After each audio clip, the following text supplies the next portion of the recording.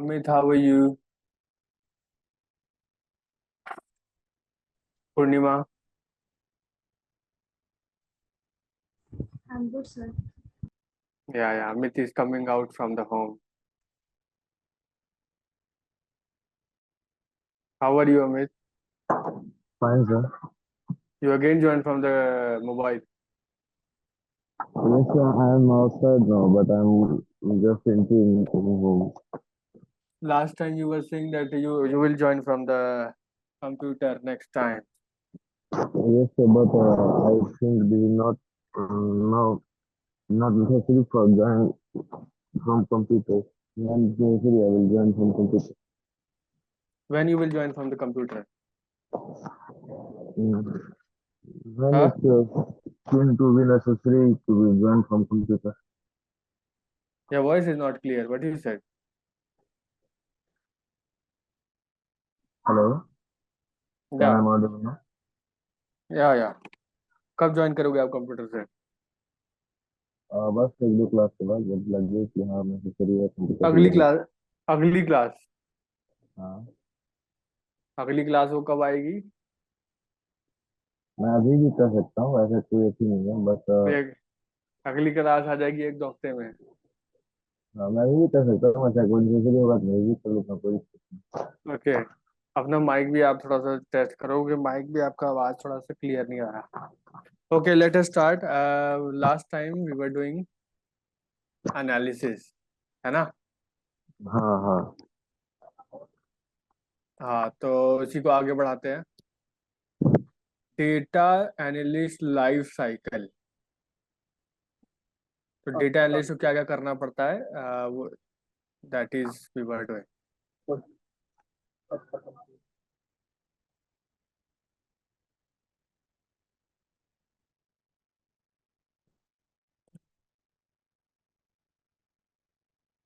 Text colour. Yeah, see this. Data analyst life cycle. So I think most of the things we have already done here. Like for example, data analyst life cycle involves several stages like understand the problem. Yes. Define objective, like understand the problem and the question to address. Second is data collection, gather relevant data from various sources.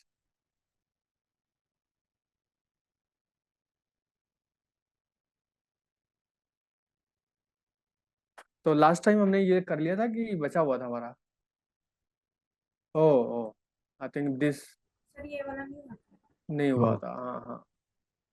Basically हमने ये वाला किया था. दिखाता हूँ. ये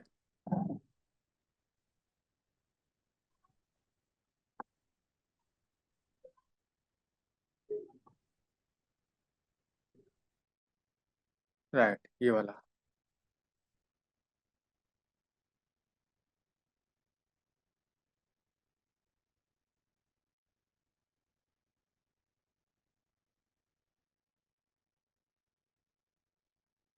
okay. तो basically what happens कि डेटा एनालिस्ट कंपोनेंट्स, की components of data analyst tool kit includes. तो डेटा एनालिस्ट को क्या क्या, जो उसकी मतलब क्या क्या उसको करना पड़ता है एज अ मतलब work. Okay, so this is given here. तो उससे पहले I want to put this also.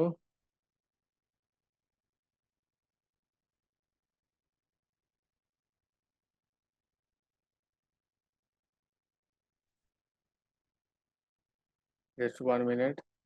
तो यहाँ पे कुछ डिटेल्स अभी और है that I need to show like this.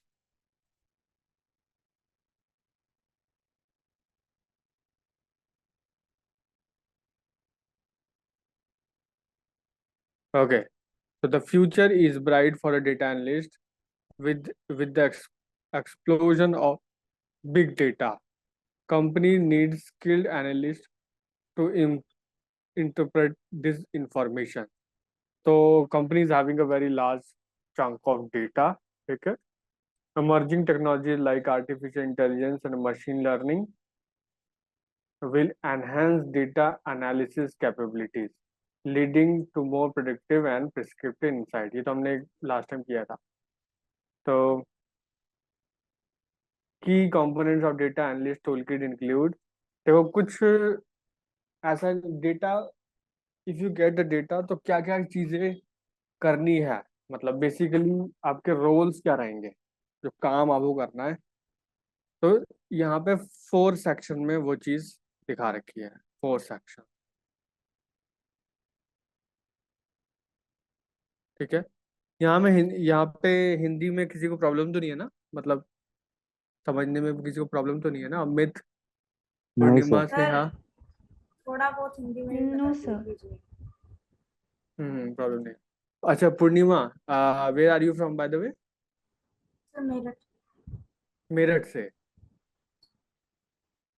Okay. तो आपको हिंदी समझ नहीं आती वैसे? सर मैं बोल रही हूँ कि हिंदी में भी थोड़ा बहुत बता दिया कीजिए। अच्छा अच्छा अच्छा, हिंदी में थोड़ा.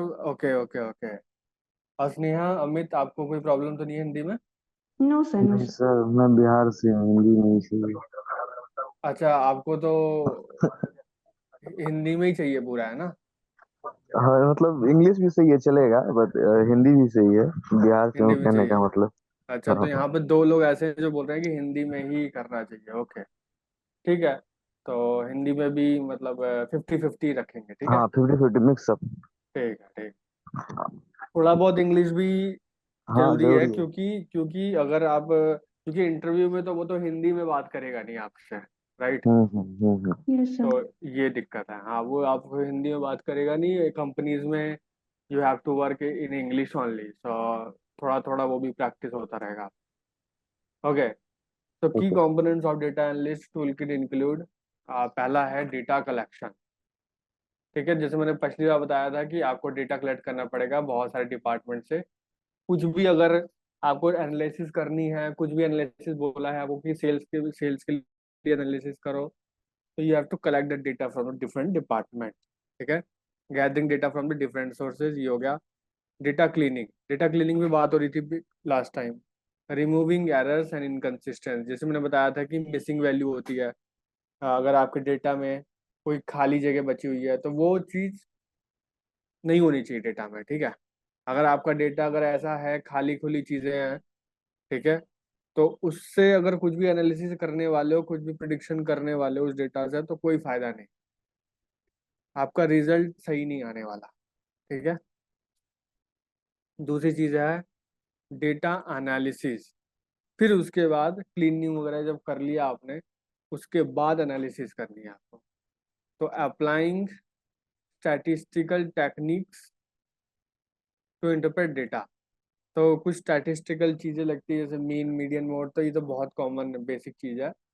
और भी स्टैटिस्टिकल चीज़ें लगती हैं, जैसे हमारा, अभी तो आपको टर्म्स पता नहीं होंगे वैसे, जैसे नॉर्मलाइजेशन, स्टैंडर्डाइजेशन, जेड स्कोर, ये सब चीज़ें लगती है उसमें. ठीक है. तो डेटा को आपको बहुत बढ़िया तरीके से अच्छा करना पड़ता है उसको.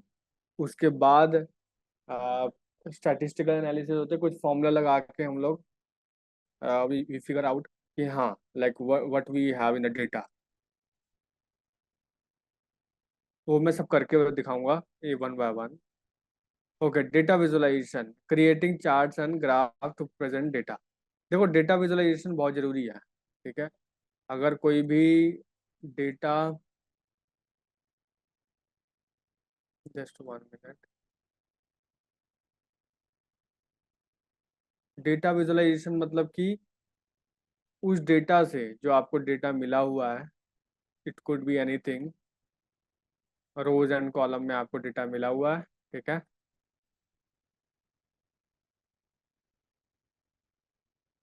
उस डेटा का यूज करके आपको बनाना है ग्राफ. अब ग्राफ बहुत तरीके के होते हैं हमारे पास. कुछ लाइन प्लॉट होते हैं, कुछ होते हैं हमारे पास you can say pie chart.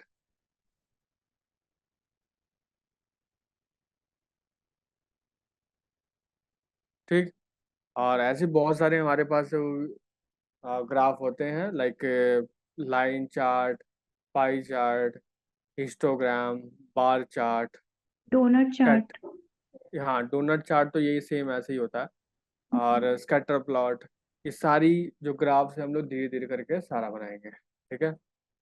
तो कुछ थ्योरेटिकल जो थोड़ा सा कवर हो जाए, उसके बाद पूरी मैं इंफॉर्मेशन आपको डेटा एनालिस्ट के बारे में दे देता हूँ, ताकि आपको प्रॉब्लम ना हो फ्यूचर में। उसके बाद हम डायरेक्ट शुरू करते हैं। Life cycle. अब लाइफ साइकिल कैसे होती है, ये तो टूल की बात हो गई।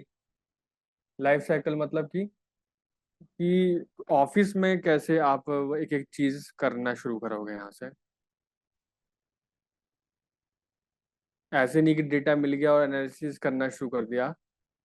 तो सबसे पहले बहुत सारी चीजें दिमाग में रखनी पड़ेगी हमें, जैसे कि for example data analyst life cycle हो गया। कैसे कैसे पूरा एक एनालिसिस का लाइफ साइकिल होता है, starting from beginning to ending. क्या क्या चीज़ों से डेटा को गुजरना पड़ता है, वो सारी चीज़ें यहाँ पे है। Data analyst life cycle involve several stage, जैसे कि हो गया define objective, understand the problem और क्वेश्चन टू एड्रेस। सबसे पहले तो आपको ये बताना चाहिए कि भैया आप फाइंड क्या कर रहे हो, ठीक है। किसी कंपनी आपको सेल्स का डेटा दे सकती है और पूछेगी कि भाई कस्टमर कैसा, कौन सा प्रोडक्ट ज़्यादा खरीद रहा है, तो आपको वो बताना पड़ सकता है, ठीक है। उस डेटा में और सेल्स को कैसे बढ़ाए, एक ये भी फीचर हो सकता है, तो आपसे वो ये भी पूछ सकते हैं। और ओवर द टाइम कैसे, मतलब सेल्स कैसे बढ़ रही है घट रही है, वो पूछ सकते हैं आपसे, ठीक है। और ब्रांड के लिए क्या सही रहेगा, नेक्स्ट डिसीजन, क्या डिसीजन लेना चाहिए ब्रांड को, किस ब्रांड को किस तरीके के कस्टमर्स को टारगेट करना चाहिए, वो सब बहुत सारे क्वेश्चन है आपसे पूछ सकते हैं, ठीक है। तो जब हम लोग डेटा एनालिसिस करेंगे तो मैं भी आपको एक क्वेश्चन दूंगा, मैं भी आपको कुछ क्वेश्चन दूंगा, और मैं भी कुछ क्वेश्चन पूछूंगा आपसे, ठीक है। तो एज अ डेटा एनालिस्ट आपको वो जवाब देने पड़ेंगे after we have done analysis, ठीक है। तो डेटा कलेक्शन, डेटा कलेक्शन मतलब gather relevant data from the various sources. आपको पता ही है, अगर सेल्स के अकॉर्डिंग आपको पूछा गया है तो सेल्स वाले डिपार्टमेंट से आपको डेटा लेना है। डेटा क्लीनिंग का मैंने बता दिया आपको कि prepare data for analysis for handling missing values and the errors. कोई भी गलत डेटा डाला हुआ है, जैसे कभी कभी क्या होता है कि जेंडर वाले कॉलम में हमें कुछ भी हो सकता है, जैसे कुछ रिचार्ज रिचार्ज का नंबर डाल रखा है, या आप बोल लो कि कुछ भी नंबर लिखा हुआ है, कुछ और वर्ड लिखा हुआ है वहाँ पे, मेल और फीमेल में कुछ और लिखा हुआ है, एम मेल लिखना चाहिए MALE, तो सिर्फ M लिखा हुआ है। तो वो सब कुछ सही करना है आपको डेटा को, ठीक है, बिफोर एनालिसिस, ठीक है। डेटा एनालिसिस का use statistical method to analyse data, ये हमने कर लिया। Interpretation, draw conclusion and insight from the analysis. आपने बहुत सारे एनालिसिस कर लिए, स्टैटिस्टिकल एनालिसिस, आपकी रीडिंग आ गई डेटा से, आपने ग्राफ बना लिया, सब कुछ आपने बना लिया, तो आपको क्या है ना, एंड में कंक्लूड करना पड़ेगा कि हाँ हाँ इस क्वेश्चन का ये जवाब है अकॉर्डिंग टू द एनालिसिस। तो आपको पूरा एक रिपोर्ट बनानी पड़ेगी एनालिसिस की कि हाँ हाँ ये चीज़ें हैं। वही रिपोर्ट ही तो प्रेजेंट करोगे आप। अब अपने ब्रांड के सामने, अपने कंपनी के सामने आप ग्राफ थोड़ी बना के दिखाओगे उनको। ग्राफ ऑलरेडी आपने बना दिया है, अब उसका कंक्लूजन प्रेजेंट करना पड़ेगा उनके सामने। अब वो कैसे भी हो सकता है, वो PPT की फॉर्म में भी हो सकता है, वो पावर BI रिपोर्ट भी हो सकती है, ठीक है, वो डॉक्यूमेंट्स भी हो सकते हैं, ऐसे। तो इसमें नेक्स्ट चीज़ है communication, present finding to stakeholder using the visualisation and report. Present finding to stakeholder using visualisation report, हाँ ये वही चीज़ है कि जो आपने रिपोर्ट बनाई है, स्टेक होल्डर कौन होते हैं, वो आपके कंपनीज, जो स्टेक होल्डर होते हैं उनको आपको प्रेजेंट करना पड़ेगा जो भी ग्राफ आपने बनाया है, और रिपोर्ट, जैसे मैंने रिपोर्ट बोला था। तो रिपोर्ट कैसे भी हो सकती है, आपकी पावर BI रिपोर्ट भी हो सकती है, डॉक्यूमेंट भी हो सकता है। मैं लिख देता हूँ यहाँ पे, आपकी पावर BI रिपोर्ट भी हो सकती है, डॉक्यूमेंट भी हो सकता है, आपका ग्राफ भी हो सकता है। तो पूरा आपको प्रेजेंट करना पड़ेगा, या तो ये क्या कर सकते हो कि आप वो भी हो सकता है एक तरीके से पीपीटी। डिपेंड करता है कि कंपनी कैसे रिक्वायरमेंट करती है आपसे। हाँ, ये सारी चीजें हो गई, ठीक है। ओके, नेक्स्ट इज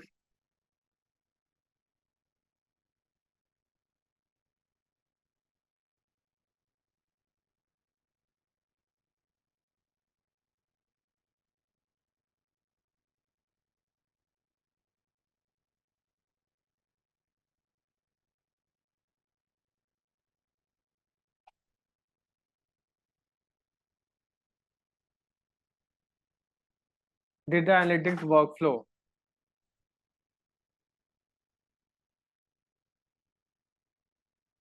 और कुछ टास्क आपको परफॉर्म करने पड़ेंगे। वो टास्क कैसे होंगे कि workflow of data analytics typically follow this step. तो data extraction, often obtain data from databases और एक्सटर्नल सोर्सेज, जैसे ही आपको डिफरेंट डिपार्टमेंट से डेटा लेना है, ये चीज हो गई। Data transformation, clean and format data for data analysis, जैसे मिसिंग वैल्यूज फाइंड करना। बेसिकली रिपीट ही हो रहे हैं सारे step, but still work flow मैं आपको बता देता हूँ। तो डेटा लोडिंग, तो load the transform data into the data warehouse और एनालिसिस टूल। तो आपके पास जो जो डिफरेंट सोर्सेज से डेटा आया है वो आपको लोड करना पड़ेगा अब। या तो आपको पाइथन में लोड करना पड़ेगा, या तो आपको पावर बीआई में लोड करना पड़ेगा, या एसक्यूएल में लोड करना पड़ेगा। तो वो आपको लोड करना पड़ेगा, उसके बाद एनालिसिस आपको करनी पड़ेगी, ठीक है, डेटा जो आपको मिला। उसके बाद डेटा एनालिसिस करोगे आप, अप्लाई स्टैटिस्टिकल और machine learning technique to analyse data. सारा अपना एनालिसिस का जो स्किल है यूज़ करना। फिर data visualisation, create visual representation of analysis, graph बनाना है आपको यहाँ पे। आ, उसके बाद आपका है reporting, compile the visualisation and insight into the comprehensive report. तो आप रिपोर्ट बनाओगे अच्छी तरीके से, पूरा जितने ग्राफ आपको थ्रू आउट डेटा एनालिसिस आपने देखे, वो आपको यूज़ करने हैं अपने रिपोर्ट में। तो बेसिकली ये सारे पॉइंट्स ऑलमोस्ट रिपीट ही हो रहे हैं। तो ठीक है, अभी मैं चीज़ें बताता हूँ कुछ। Just wait.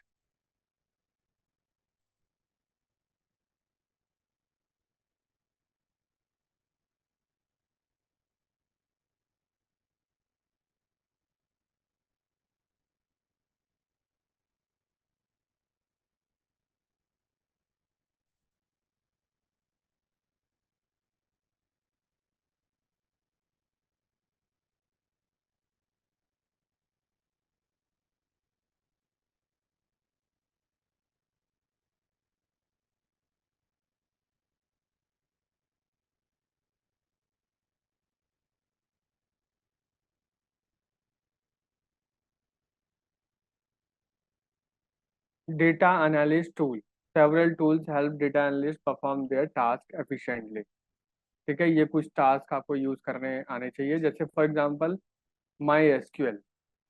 देखो माई एसक्यूएल तो हम लोग करेंगे बाद में। मैं इसके नंबर लिख देता हूँ कौन सा से पहले करेंगे हम लोग। Python for advance statistical analysis and machine learning, ये करेंगे हम सबसे पहले। उसके बाद हमारा आता है Power BI for creating interactive dashboard and visualisation. तो पावर बीआई का थोड़ा मैं एग्जांपल दे देता हूँ। बेसिकली जो होता क्या है कि जैसे मान लो अपने ग्राफ बना रखा है, ठीक है। इसमें लिखा है for creating interactive dashboard. Interactive क्या चीज़ होती है? इंटरेक्टिव मतलब कि जैसे अब पावर बीआई में क्या होता है ना कि मोस्ट किसी को इंटरेक्टिव बारे में पता है, इसके बारे में होता क्या है इंटरेक्टिव? आकर्षक। कैसे सर, जो मतलब? दिखने में अच्छा लगे। हाँ, अमित अमित क्या बोला आपने? आकर्षक मतलब वही जो अच्छा दिखने में अच्छा, अच्छा लगे, आकर्षक आकर नहीं नहीं नहीं नहीं नहीं, वो इंटरेक्टिव वो नहीं। देखो जो आप अट्रैक्ट करे, कहने देखो का देखो मतलब। देखो देखो देखो, आप क्या है ना कि इंटरेक्टिव और अट्रैक्टिव में आप कंफ्यूज हो रहे हो। Interactive, okay sir, sorry sorry. हाँ, हाँ, सही सही सही। Yes, मैं sir. बताता हूँ। एंड ये दोनों अलग चीज होती है, इंटरेक्टिव अलग चीज होता है, अट्रैक्टिव अलग होता है। ये होता है आकर्षक, जो आप बता रहे हो आकर्षक। Hmm. ये होता है इंटरेक्टिव, दूसरा होता है। देखो इंटरेक्टिव क्या होता है कि जैसे फॉर एग्जांपल आपने देखा होगा कि पहले के वेबसाइट कैसे होते थे, कि आपने वेब जैसे पहले बहुत सिंपल वेबसाइट होता था, कि जैसे कोई भी आप गवर्नमेंट की वेबसाइट खोलो ना, आ, कोई भी खोलो जैसे, तो वहां पे सिर्फ आपको एक वेबसाइट खुलेगी, ठीक है। वहां पे बस आप इंफॉर्मेशन पढ़ सकते हो, ठीक है। पढ़ सकते हो बस, उसको बस पढ़ो, फोन नंबर उसमें देखो, बस इतना ही है। ना उस पर आप आईडी बना सकते हो, ना कुछ कर सकते हो। पर अभी की वेबसाइट कैसे होती है, तो इसको, जो पुरानी वेबसाइट होती है तो उसको बोलते थे स्टैटिक। अब जो वेबसाइट बनती है वो होती है डिफरेंट, वो होती है डायनेमिक। मैं एग्जांपल दे रहा हूँ कि इंटरेक्टिव किसे बताते हैं। अब बनती है डायनेमिक। डायनेमिक में क्या होता है कि एक ऑप्शन और होता है आपका लॉगिन। ठीक है, लॉगिन मतलब ये होता है कि आप इसमें आईडी बना सकते हो, लाइक कमेंट शेयर सब कुछ कर सकते हो, ठीक है। मतलब आप इंटरेक्ट कर सकते हो। इंटरेक्ट मतलब आप कुछ बटन क्लिक कर सकते हो, कुछ वेबसाइट में दे सकते हो, ले सकते हो, उसको बोलते हैं डायनेमिक, ठीक है। अब ग्राफ में क्या होता है ना, ग्राफ दो तरीके के बनते हैं। एक तो बनते हैं पाइथन में, एक बनते हैं पावर बीआई में, ठीक है। जो पाइथन में बनते हैं उसमें अगर आप किसी भी, एक बार ग्राफ जैसे बना हुआ है, इसको टच करोगे तो कुछ नहीं होगा, क्योंकि पिक्चर पिक्चर की तरह होता है उसमें जो ग्राफ होते हैं, ठीक है। पर जो पाइथन के जो पावर बीआई की जो ग्राफ होते हैं, उसको अगर आप एक टच करोगे ना किसी एक ग्राफ को, तो पूरा का पूरा आपका जो एक डैशबोर्ड बना होता है, पूरा का पूरा एक जो प्रेजेंटेशन बना होती है, वो चेंज हो जाती है। जैसे फॉर एग्जांपल, एक और मैं एग्जांपल देता हूँ। जैसे डैशबोर्ड बना हुआ है फॉर एग्जांपल, यहाँ पे लिखा है कि सेल्स, सेल्स। अब यहाँ पे लिखा हुआ है कि 10,000 सेल्स में थ्रू आते हैं। अब यहाँ पे दो बटन बने हुए हैं, ये पावर बीआई की चीज बता रहा हूँ मैं, मेल और फीमेल।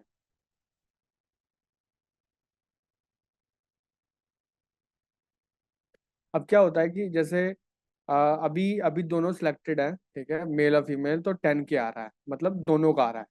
तो पावर बीआई में ऐसा होता है कि अगर आप इसको सेलेक्ट करोगे ना, इसको मान लो इसको सिलेक्ट कर लिया आपने, तो सिर्फ आपको मेल के थ्रू कितनी सेल्स हुई है वो आपको शो करने लग जाएगा। जैसे यहाँ वैल्यू चेंज हो जाएगी, फिर यहाँ पे 5K की जगह 10K की जगह आपको 5K दिखेगा, या कुछ वैसा दिखेगा। अगर आपने फीमेल सेलेक्ट किया तो फिर फीमेल के अकॉर्डिंग जितनी सेल्स होती है वो दिखेगी आप। तो मतलब क्या है कि जो ग्राफ होता है वो उसमें चेंजेस होते रहते हैं उसमें, ठीक है। ये बहुत हेल्प करता है प्रोफेशनल डैशबोर्ड बनाने में, क्योंकि क्योंकि जब जब ब्रांड कंपनी आपके सामने बैठेगी तो वो एनालाइज, अगर आप एनालिसिस करना शुरू करोगे, ठीक है, तो आप आपको बोलेगी कि भाई चलो मेल के थ्रू बताओ कितनी सेल्स है। तो आप क्या करोगे, अगर पाइथन में लिखा होगा अपने कोड, तो पाइथन में क्या हुआ कि आपको पूरा कोड लिखना पड़ेगा, और बहुत टाइम लग जाएगा लिखने में। 10 10 मिनट 15 मिनट लग जाएगा, इतना कोई वेट नहीं करेगा, ठीक है। और पावर बीआई में क्या होता है कि सिर्फ आप बटन दबाओगे ये वाला, तो मेल्स के अकॉर्डिंग जितनी सेल्स है वो दिखा देगा, फीमेल्स पे दबाओगे तो फीमेल्स के अकॉर्डिंग कितनी सेल्स है वो दिखा देगा, ठीक है। तो यहाँ पे क्या होता है कि रियल टाइम एनालिसिस होती रहती है, ठीक है। पर इसका मतलब ये नहीं है कि पाइथन खराब है। पाइथन के कुछ अलग फायदे हैं, और पावर बीआई के कुछ अलग फायदे हैं, ठीक है। पाइथन के फायदे क्या है मैं बता देता हूँ आपको। पाइथन और पावर बीआई के कुछ अलग फायदे हैं। जो बेसिकली डेटा एनालिसिस होती है ना, वो पाइथन पे ही हो पाती है। और जो डेटा विजुअलाइजेशन है, मतलब मेकिंग ग्राफ, वो पावर बीआई में अच्छी हो पाती है, ठीक है। तो पावर बीआई में हमारी डेटा एनालिसिस अच्छी तरीके से नहीं होती, ये चीज़ नहीं होती, ये नहीं होती। और यहाँ पे डेटा विजुअलाइजेशन अच्छी इतनी नहीं होती, ठीक है। दोनों के काम अलग अलग हैं, ठीक है। डेटा एनालिसिस के लिए पाइथन अच्छा है, और डेटा विजुअलाइजेशन मतलब ग्राफ के लिए आपका पावर बीआई अच्छा है, ठीक है। अभी दोनों दोनों करेंगे तो आपको ज़्यादा क्लैरिटी आ जाएगी। तो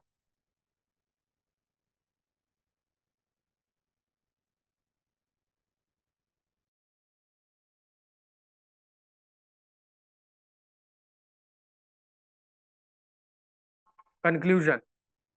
So being a data analyst is like being an explorer in the vast world of data. तो डेटा एनालिस्ट होना की मतलब कि ऐसा मतलब कि एक्सप्लोर करते हो चीज़ों को, ठीक है। आपको डेटा को पूरा अच्छे तरीके से एक्सप्लोर करना है, कुछ भी छोड़ना नहीं है उसमें। It's about finding hidden gem of insight that can derive smarter business decisions and innovation. तो डेटा में पूरी छानबीन करनी है अच्छी तरीके से आपको, और जितनी इंफॉर्मेशन उसमें से आप निकाल पाओ उतना फायदा आपके लिए।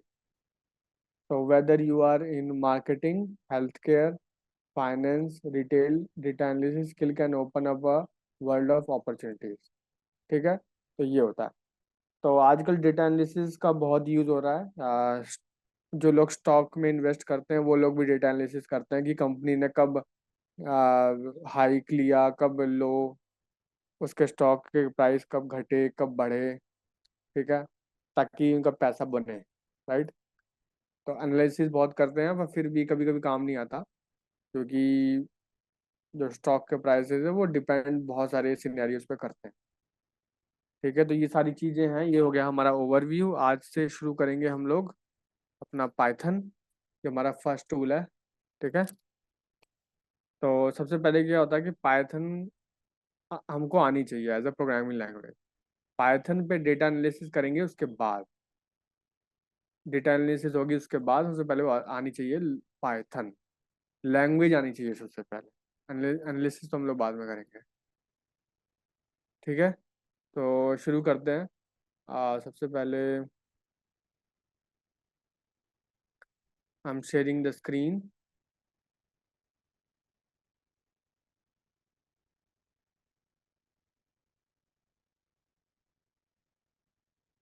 एक मिनट। अब आप सब लोगों को ये चीज़ करनी है जो मैं कर रहा हूँ।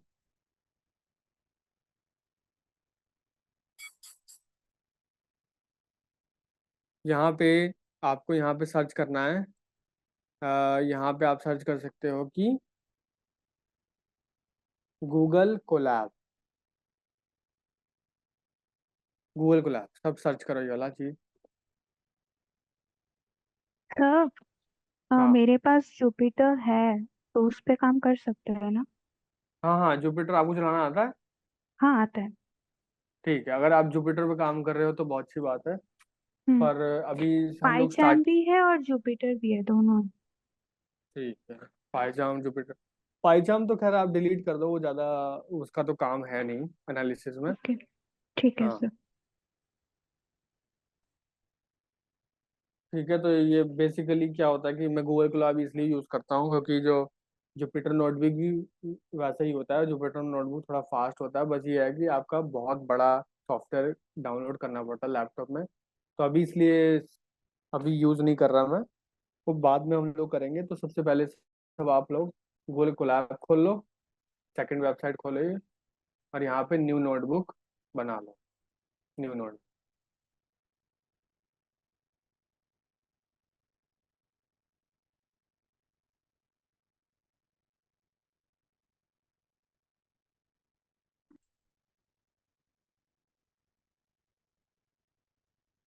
और यहाँ पे ऊपर रीनेम करो अपनी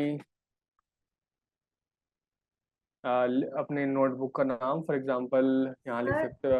हाँ सर गूगल कोलैब के बाद कौन से वाले उस पे क्लिक करना है? हाँ बताता हूँ। प्रयुग आप लिख सकते हो ब्रांड का नाम हमारे, और उसके बाद लिख सकते हो कि data analysis and data science course, ठीक है। ये हमने लिख दिया। हाँ, देखो सबसे पहले आपने यहाँ सर्च करना था गूगल कोलैब, उसके बाद सेकंड वाली जो हमारी दिख रही है वेबसाइट वो खोलनी है, और उसके बाद यहाँ न्यू नोटबुक आपको बटन दिख रहा होगा वो खोलना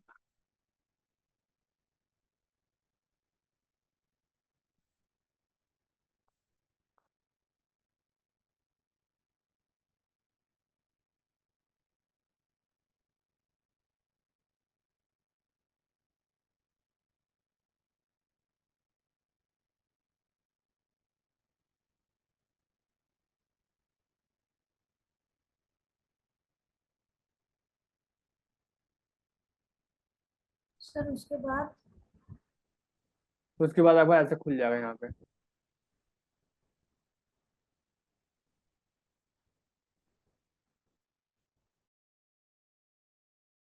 उसके बाद आपको यहाँ पे फाइल का नाम चेंज करो आप, ऊपर का।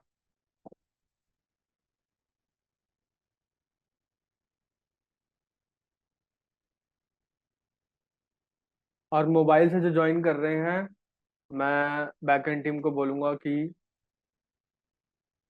थोड़ा सा ध्यान रखें, क्योंकि अगर आप मोबाइल से क्लिक कर रहे हो, नोट्स नहीं लिख पाओगे, तो आप शुरू से ही कंसेप्ट को ग्रैस्प नहीं कर पाओगे, फिर आपका ये सब्जेक्ट हो जाएगा वीक। ठीक है, शुरू से ही नोट्स वगैरह लिखोगे तो थोड़ा बेस स्ट्रांग रहता है, तो आगे इजी इजी रहता है, दिक्कत नहीं होती। आपने शुरू से ही नोट्स नहीं बनाओगे, ये सब नहीं लिखोगे, तो वही हो गया फिर data science.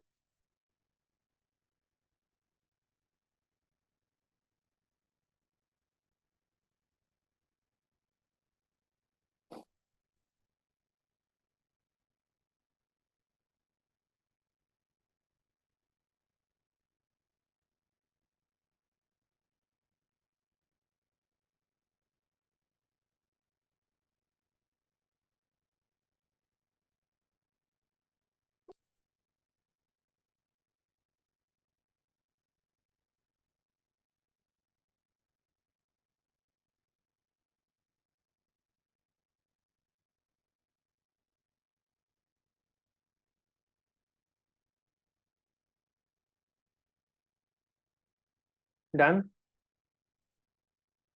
Sir yes hmm. Sir. ठीक है। उसके बाद ये कोड प्लस कोड है, यहाँ पे प्लस कोड दबा के बहुत सारे शेल बना लो। यहाँ पे हम लोग कोड लिखते हैं इस वाले पे। ठीक है, तो बहुत सारे बना लो। तो सबसे पहला टॉपिक शुरू होगा अभी।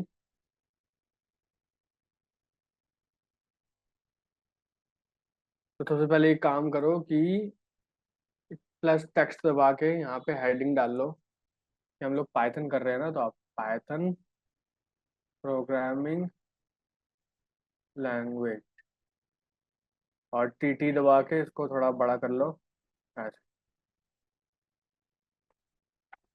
Python programming language.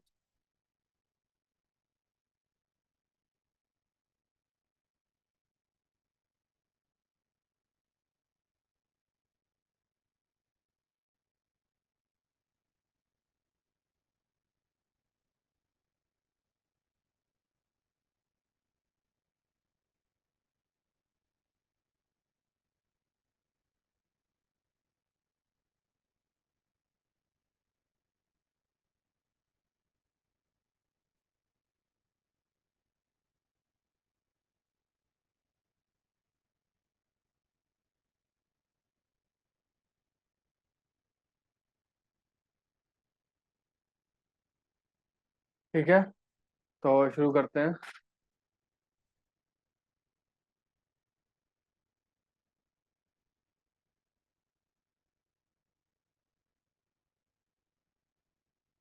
सर हाँ, सर ये वाला तो मेरा साइड में आ रहा है। दिखाना, शेयर करना स्क्रीन।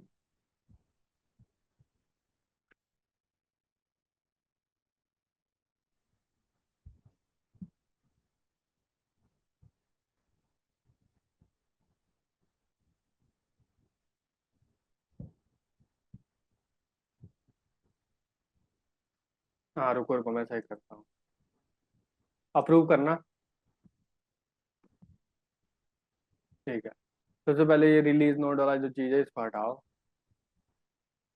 ठीक है, और अभी देखो सही आ गया ना, एक मिनट रुको। पी कैपिटल लिखो इसमें, पी कैपिटल लिखो। लगता है आपने बी और टी दोनों दबा दिया साथ में, तो बोल्ड भी हो गया ये। हाँ,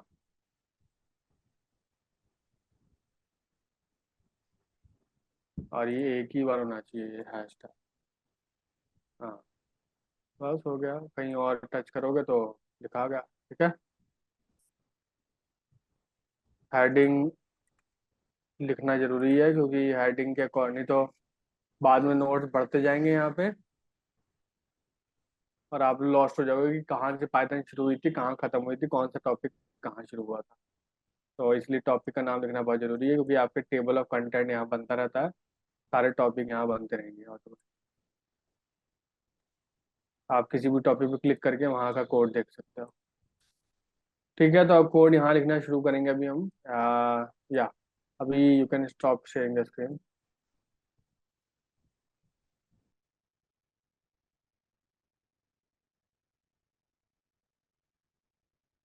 intro to Python. So basically, Python is a programming language. It was created by Guido von Rossum and released in 1991. सबसे पहले ये समझना है कि पाइथन होती क्या है, ये है क्या चीज। ठीक है, सबसे पहले क्या होता है कि वी नो कि हम लोगों को कंप्यूटर के साथ काम करना है। ठीक है, और कंप्यूटर की एक खुद की लैंग्वेज है। जैसे जर्मनी के पीपल लोग जर्मनी बोलते हैं, जापानी जापान के लोग जापानी बोलते हैं। तो कंप्यूटर की भी एक लैंग्वेज है, तो इट इज पाइथन। तो अगर आपको इसके साथ काम करना है तो इसकी लैंग्वेज आपको सीखनी पड़ेगी। तो लैंग्वेज है पाइथन, बहुत इजी लैंग्वेज है। ठीक है, तो if you have to work with the computers you have to learn the language of Python. So let's start. So Python is a popular programming language. It was created by Guido von Rossum in the released in 1991। 1991 में इन्होंने ये बना दिया था। Most of the लोग तो यहाँ पे अभी शायद बर्थ भी नहीं हुआ होगा, राइट। 1991 में तब पाइथन बन चुकी थी। इंडिया में आने के लिए मे बी इंडिया में ये कम से कम 2010-12 के आसपास इंडिया में भी बहुत फेमस हो गई। ठीक है, व्हाट कैन पाइथन डू। तो Python can be used on server to create web application. देखो पाइथन के यूजेस बता रहे हैं कि पाइथन क्या क्या कर सकता है। पहली बात तो यह है, तो सबसे पहली चीज़ है कि पाइथन से आप बहुत सी वेबसाइट बना सकते हो। ठीक है, जैसे कि आपका फेसबुक हो गया, या कोई भी वेबसाइट हो गई आपकी, नेटफ्लिक्स, ये सब, यूट्यूब, ये सब पाइथन से आप बना सकते हो। ठीक है, पर हम लोग वेबसाइट नहीं बनाएंगे, हम लोग काम दूसरा है यहाँ पे। तो Python can use to do data analytics. Data analytics हम लोग को पढ़ना है, डेटा एनालिटिक्स भी कर सकता है पाइथन। दूसरी चीज़ है Python can connect to database system and it can also read and modify files. तो डेटाबेस क्या होती है बाय द वे, किसी को आइडिया है कुछ। Yes, organized collections of data. हाँ हाँ, तो डेटा का जो कलेक्शन होता है, जैसे वो बेसिकली डेटाबेस में स्टोर होती है, तो पाइथन क्या कर सकता है ना कि उस डेटाबेस से कम्युनिकेट करके डेटा पढ़ सकता है और डेटा में चेंजेस कर सकता है। That is very good. ठीक है, Python is use to build AI and machine learning models. तो एआई एमएल भी बहुत अच्छी तरीके से पाइथन कर लेता है। और कोई लैंग्वेज में भी होता है ये, पर जो 80% जो फेमस है, जिस दुनिया में लोग आर्टिफिशियल इंटेलिजेंस या मशीन लर्निंग के जो भी कोड लिखते हैं, तो वो पाइथन में ही लिखते हैं। ठीक है, वैसे तो और भी लैंग्वेजेस हमारे पास, जावा स्क्रिप्ट है, जावा है, उसमें भी लिखा जाता है, पर वो बहुत कॉम्प्लेक्स हो जाता है। ठीक है, क्योंकि आर्टिफिशियल मशीन लर्निंग खुद में एक बहुत कॉम्प्लिकेटेड टॉपिक है, और हम नहीं चाहते कि उसमें जो लैंग्वेज यूज़ कर रहे हैं, प्रोग्रामिंग लैंग्वेज यूज़ कर रहे हैं, वो भी बहुत कॉम्प्लिकेटेड हो। तो पाइथन को जो जन्म हुआ ना, वो इसीलिए हुआ क्योंकि ये पहली बात तो बहुत इजी लैंग्वेज है, इसको जानबूझ के बहुत इजी बनाया गया, ताकि फ्यूचर में आर्टिफिशियल इंटेलिजेंस और मशीन लर्निंग जैसी चीज़ें इससे करवा सके हम लोग। ठीक है, ठीक है, आगे बढ़ते हैं। आजकल तो बच्चे बच्चे भी कर लेते हैं, पाइथन लिख लेते हैं। मैंने तो 5th ग्रेड 4th ग्रेड के स्टूडेंट को भी देखा है, बहुत अच्छी पाइथन लैंग्वेज, बहुत अच्छा, मतलब अच्छे अच्छे कोड लिख लेते हैं बच्चे भी। तो आप लोग आराम से सीख सकते हो उसको। तो पाइथन क्यों यूज़ करनी चाहिए? सबसे पहले ये है कि विंडोज़, मैक, लाइनक्स, रास्पबेरी पाई सब में काम करता है ये, ठीक है। कोई दिक्कत नहीं आती किसी भी कंप्यूटर में, क्योंकि कुछ लैंग्वेज ऐसी होती हैं कि किसी कंप्यूटर में नहीं चलती। जैसे फॉर एग्जांपल अगर मैं एंड्रॉयड की बात करूँ, ठीक है।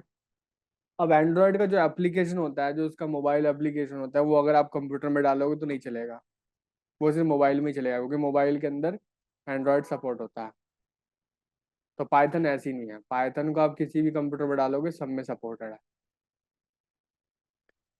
और इसमें लिखा है कि Python has a easy simple syntax. English language जैसी सिंपल सिंटैक्स होती है इसकी, ठीक है। यहाँ तो इंग्लिश पढ़नी पड़ेगी कम से कम आपको, यहाँ नहीं पढ़ सकते। हिंदी में पाइथन तो नहीं लिख सकते हम लोग, लिखनी इंग्लिश में ही पड़ेगी। तो अमित, एक बार मुझे यहाँ पे क्या लिखा हुआ है मेरे को पढ़ के दिखाना। क्या ला ये चीज जो लिखा है। Name Jason, if name Jason, print hello Jason, welcome into bracket, else dot print bracket start, uh, inverted comma sorry, comma I don't know you, inverted comma close, bracket close. Okay okay.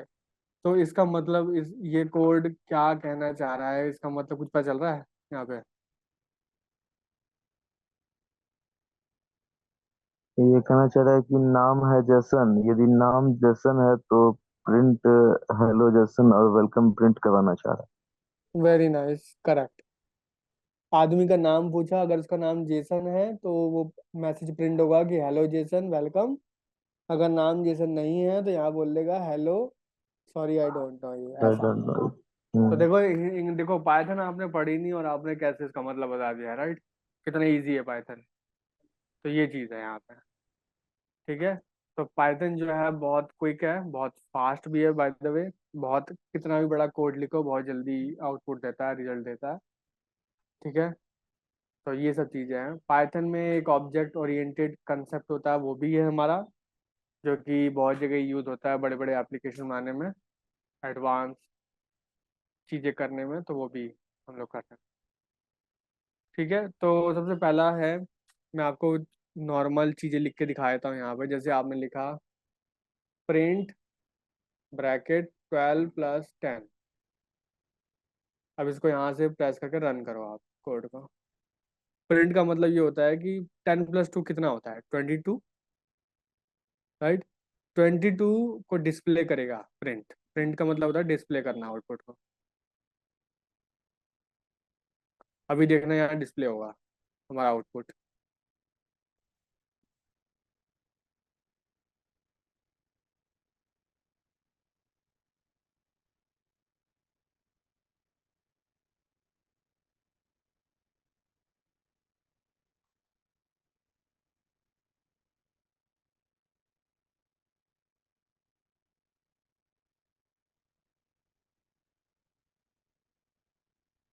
रुको थोड़ा time ले रहा है।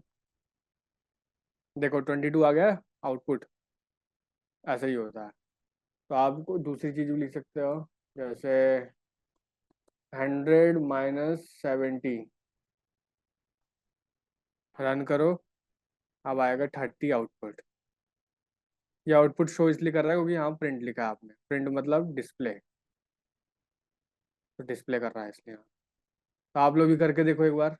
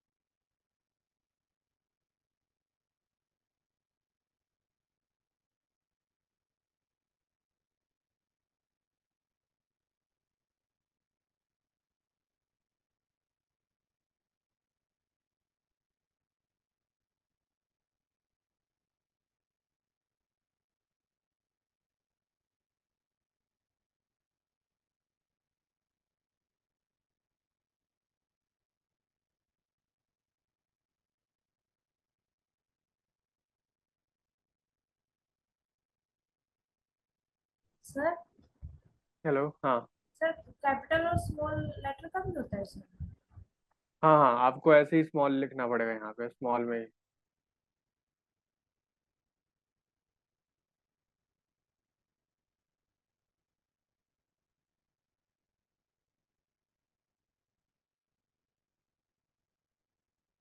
ठीक है, तो ये सब चीज़ें होती हैं, प्लस माइनस आप करके देख लो, यहाँ पे सब सब काम कर रहा है। दूसरी चीज़ है, एक नया टॉपिक है, हम लोग करते हैं सबसे पहले ये पहला टॉपिक है, अभी शुरू कर रहे हैं, कमेंट्स, पाइथन का। कमेंट क्या होता है? ये फेसबुक वाला कमेंट नहीं है आपका, ये दूसरा कमेंट है। Python comments, like comments can be use to explain Python code. तो पाइथन कोड को एक्सप्लेन करने के लिए जो चीज़ लिखी जाए, जैसे कि हम मैंने यहाँ पे 12 + 2 10 को करा, तो यहाँ पे मैं यहाँ पे लिख भी सकता हूँ ऐसे, हैशटैग। आप लिखो क्या करा आपने यहाँ पे, हेयर आई हैव एडेड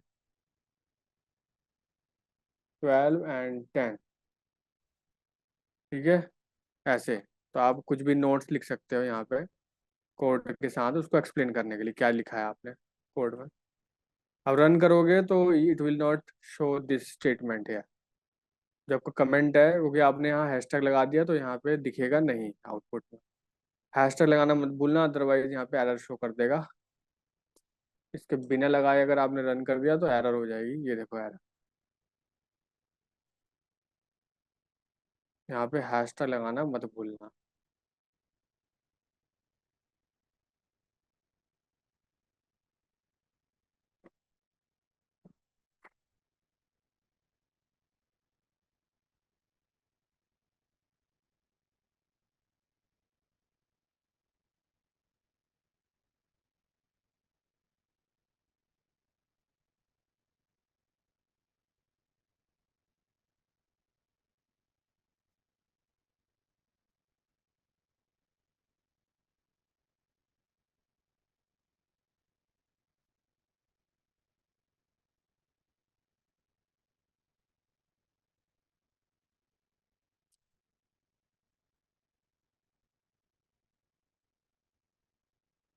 ठीक है, यहाँ पे भी आप लिख सकते हो कुछ भी,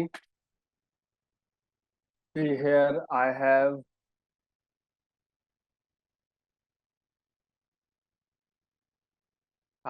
सब्ट्रैक्टेड 70 फ्रॉम 100।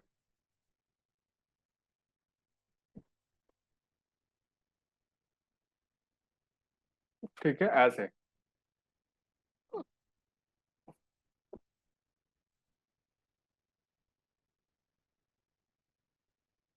किसने कर लिया?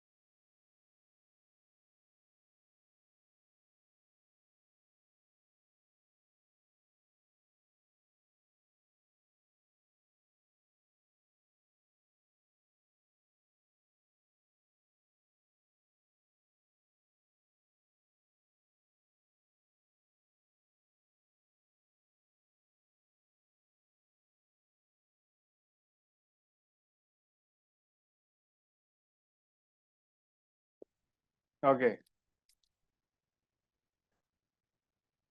तो ये हो गया। दिखाना किसने कर लिया, show me, share the screen. Sir कर लिया है। दिखाना, एक बार स्क्रीन शेयर शेयर करना।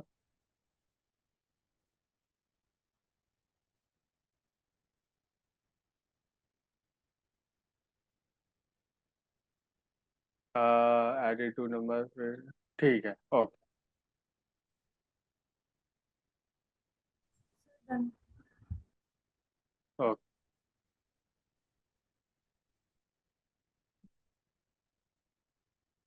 स्टॉप स्टॉप शेयर करना आप। Okay sir. ठीक है, पूर्णिया आपने भी कर लिया ना? Sir.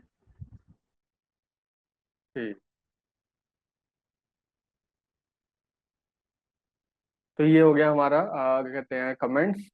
मल्टी लाइन कमेंट्स कैसे करते हैं? जैसे मल्टी लाइन लिखा, कुछ आपने लिखा है, जैसे for example addition is necessary, it combines both the number. तो ऐसे मल्टी लाइन से आपके पास सबको सिलेक्ट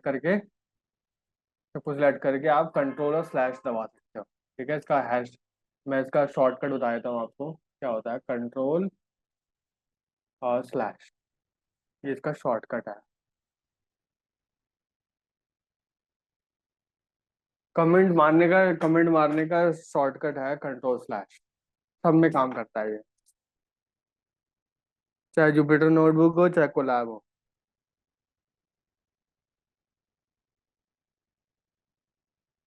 जिस जिस चीज को कमेंट मारना है उसको सिलेक्ट करो और कंट्रोल स्लैश दबा दो साथ में।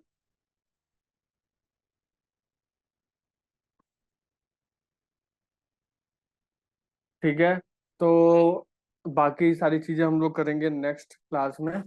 हम लोग नेक्स्ट क्लास में करेंगे कुछ वेरिएबल्स, और करेंगे उसके बाद data types, data type conversion, ये सब करेंगे हम लोग नेक्स्ट क्लास में। 3 टॉपिक, ठीक है। वेरिएबल, डेटा टाइप और डेटा टाइप कन्वर्जन अभी पॉसिबल नहीं है क्योंकि टाइम खत्म हो गया, खत्म। Alright, okay sir. Sir. या Sir, अगर कुछ प्रॉब्लम आई तो दोबारा देख सकते हैं? दोबारा देख सकते हैं मतलब क्या? ये सेशन, ये क्लास? आपकी आवाज नहीं आ रही। Yes, sir. हाँ, आपके पास रिकॉर्डिंग मिलेगी ना आपको? रिकॉर्डिंग, आपको Sir, रिकॉर्डिंग पर उसमें तो आ रहा है कि you haven't enrolled in any course. क्या आ रहा है उसमें लिखा हुआ? You haven't enrolled in any course. You haven't enrolled in the course. अच्छा, कोई नहीं, वो बैकएंड टीम मेंबर्स आपको बता देंगे कि कैसे आपको कैसे, बैकएंड टीम मेंबर्स बता देंगे आपको रिकॉर्डिंग कैसे मिलेगी। ठीक है,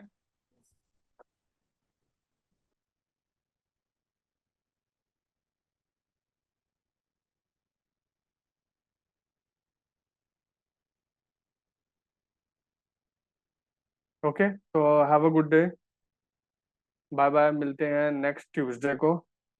जो जो मोबाइल ज्वाइन करते हैं प्लीज कंप्यूटर से ज्वाइन करें, okay. Sir thank you sir. हाँ, वेलकम वेलकम। Sir.